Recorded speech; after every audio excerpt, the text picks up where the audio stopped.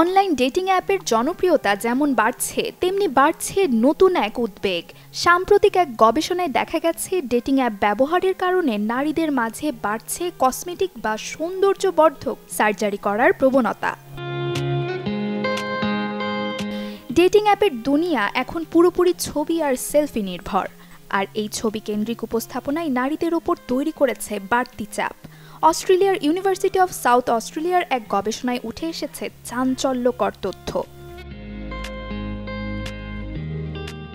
গবেষকরা বলছেন, যেসব নারী নিয়মিত ডেটিং অ্যাপ ব্যবহার করেন তারা অন্যান্য নারীদের তুলনায় অনেক বেশি হারে কসমেটিক সার্জারির দিকে ঝুঁকছেন।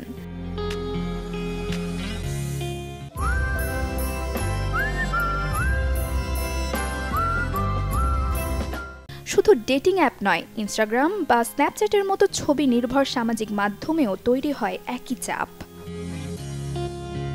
গবেষণায় বলা হয়েছে, নিজের ছবি পোস্ট করা, বিশেষ করে সেলফি আপলোড করা নারীদের মধ্যে বাড়ায় সামাজিক উদ্বেগ।